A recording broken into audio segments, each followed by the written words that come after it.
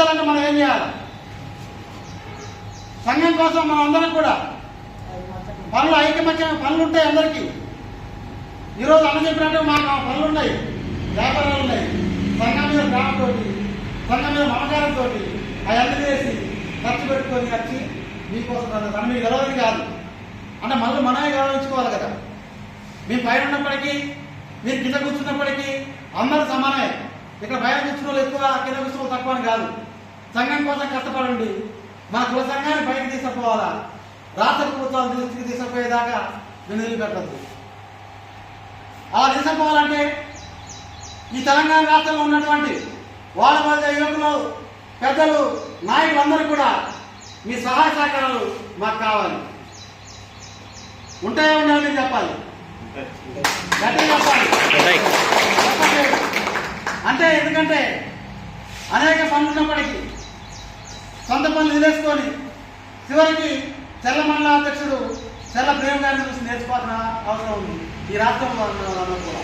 ఎందుకు చెప్తానంటే చివరికి ఆగస్టు 15 రోజుల నాడు కూడా ఇది లేకుండా ఏదో గ్రామం వెళ్ళి, మారుమూల ప్రాంతం వెళ్ళి, ఎక్కడ మన ఓలపల్లి జిల్లాలో 4 ఇళ్ళు ఉన్నప్పటికీ కూడా ఆ పెద్ద గ్రామం పెద్దల్ని అందరినీ 20-60 ఏళ్ళ వయసు వాళ్ళని కూడా ఎమ్మడి పెట్టి తిప్పుకుంటూ తీసుకుపోయి అన్ని కమిటీలు వేసి ఇవాళ తెలంగాణ రాష్ట్రంలో గ్రామ కమిటీలు మొత్తం వేసిన ఘనత ఆయనకే దక్కింది. పనిచేయాలి అందరూ కూడా. సొంత పనులు ఎవరికైనా ఉంటుంది, ఆయన కూడా వ్యవసాయం ఉంది, వ్యాపారాలు ఉన్నాయి, చేసుకుంటాడు. కానీ పగలు పని ఆయన సొంత పని చేసుకొని నైట్ 7 గంటలకు పోయి సంఘం కోసం కష్టపడి చేస్తాను. అందులోనే మళ్ళీ కొంతమంది మన యువకులు అరే నాకు ఫోన్ చేసి చెప్పలేదు, ఈ ఊరు వచ్చిన నా ఊరికి నాకు చెప్పలేదు. అది కాదు, దయచేసి అర్థం చేసుకోండి. ఇట్లాంటి స్వార్థాలు ఉన్నబట్టే మనం వెనకబడిపోయినాం. మనం ఏం చేయాలి? సంఘంలో ఒక పిలిపిస్తాం, సంఘం కోసం ఇక్కడ మీటింగ్ ఉందని చెప్తాం. ఆ పిలుపు మేరకు ఆ వాట్సాప్ గ్రూపులో చూసుకొని అరే మన సంఘం కదా, మనం తప్పకుండా ఆడవాలంటే ఆడవాలి తప్ప ఆయన మండలం నుంచి ఆ గ్రామం పోయి ఆ గ్రామంలో ఇల్లుని చెప్పేసరికి నైట్ 9 మరి మీటింగ్ ఎప్పుడు పెడతారండి? మన సంఘం కోసం, మన కోసం మన ఊరు వచ్చిండు, మనం సహకరించాలనే ఆలోచన ఉండాలి. ఉదాహరణ ఏం చెప్తానంటే ఆయనది మనలో కూడా ఉండాలి.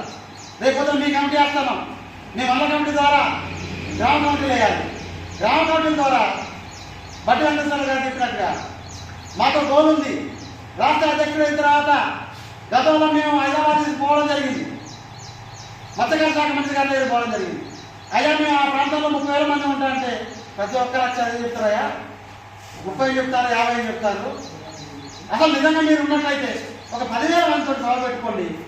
నేను అధికారికంగా ఒక రాష్ట్ర మంత్రిగా ముఖ్యమంత్రి గారు సలహా తీసుకొని వచ్చి మీ సమస్యలు ఏమున్నాయి అక్కడ వీలైనంత వరకు పరిష్కారం చేస్తాను చెప్పి మళ్ళీ అక్కడి నుంచి తిరిగి వచ్చినాం.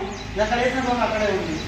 ఒక మీటింగ్ పెట్టుకున్న పరిస్థితి ఎందుకు లేదంటే మీటింగ్ పెట్టుకుంటాం, మీటింగ్ ప్రకటిస్తాం, కానీ అక్కడికి 10,000 మందిని ఆయన పెట్టుకోమన్నాడు.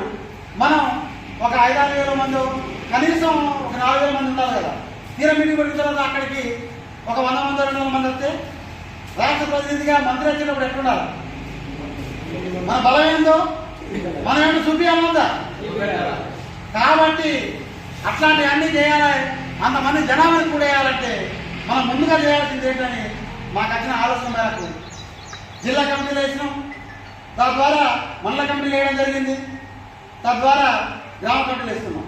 ఈ గ్రామ కమిటీల ద్వారా మండల కమిటీ అధ్యక్షులకు అందరికీ